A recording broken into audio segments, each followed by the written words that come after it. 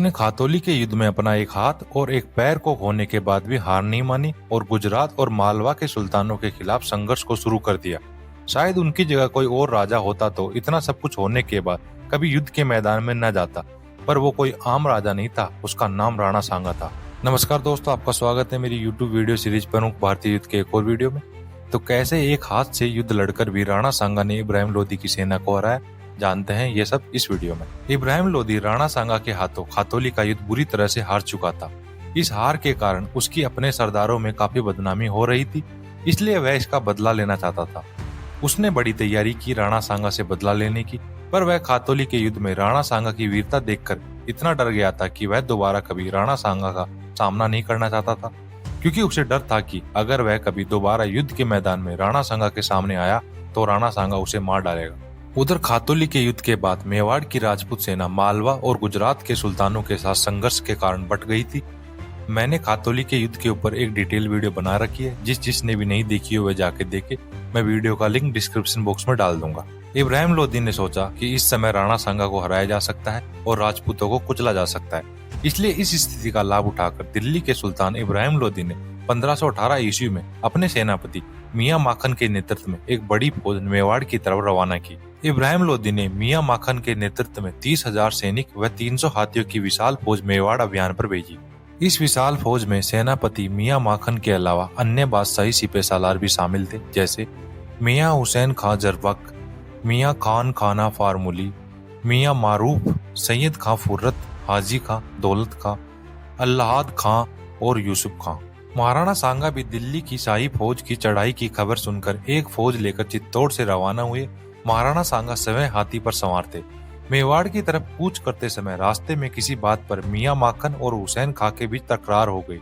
हुसैन खां सुल्तान इब्राहिम लोदी से भी नाराज चल रहा था, ऊपर से मियां माखन से तकरार हो जाने के बाद बात और बिगड़ गई। हुसैन खां 1000 की फौज लेकर आगे निकल गया और महाराणा सांगा से कहा कि मैं इस जंग में आपकी तरफ से लड़ना चाहता हूँ।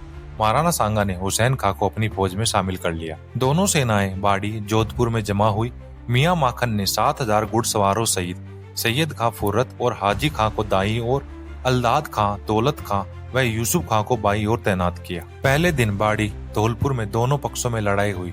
राजपूतों ने लोदी की सेना को गाजर मूली की तरह काट डाला और दिन खत्म होते होते लोदी की फौज बुरी तरह परास्त हुई। शाही फौज के बहुत से सिपाही मारे गए। जब दोनों पक्षों के बचे कुचे सिपाही अपने शिविर में गए, तब हुसैन खान ने मियां माखन को एक खत लिखा। इस खत में लिखा था कि अब तुम्हें मालूम हुआ होगा कि एक दिल होकर लड़ने वाले लोग क्या क्या कर सकते हैं। तुम पर लानत है कि 30,000 सवार होने के बावजूद राजपूतों से हार गए। इस वक्त लोदी की फौज की एक टुकड़ी का नेतृत्व मियां मारूफ कर रहा था। हुसैन खान ने मारूफ को भी एक खत लिखकर कहा कि अब तुम्हें मालूम पड़ गया होगा कि मियां माखन किस तरह लड़ाई की कमान संभाल रहा है। हुसैन के कहने का आशय था कि यदि फौज का नेतृत्व उसके हाथ में होता तो शाही सेना की ऐसी पराजय नहीं होती। रात के वक्त ही मियां मारूफ, मियां माखन और हुसैन खान ने पत्र के जरिए सलाह की और इस नतीजे पर पहुंचे कि सुल्तान इब्राहिम लोदी ने हमारे साथ सही बर्ताव नहीं किया, फिर भी हमें मिलकर इन राजपूतों से लड़ना चाहिए। अगले दिन फिर लड़ाई शुरू हुई। लड़ाई की शुरुआत में ही हुसैन खान महाराणा सांगा की फौज से निकलकर अपनी फौजी टुकड़ी समेत लोदी की फौज में मिल गया। इस वक्त मियां मारूफ के नेतृत्व में 6000 घुड़सवार थे, जो महाराणा सांगा की फौज से 2 मील की दूरी पर था। तीनों नेतृत्वकर्ताओं ने एक साथ मिलकर मेवाड़ की सेना पर आक्रमण किया, परंतु यह एकता भी उनके किसी काम न आ सकी।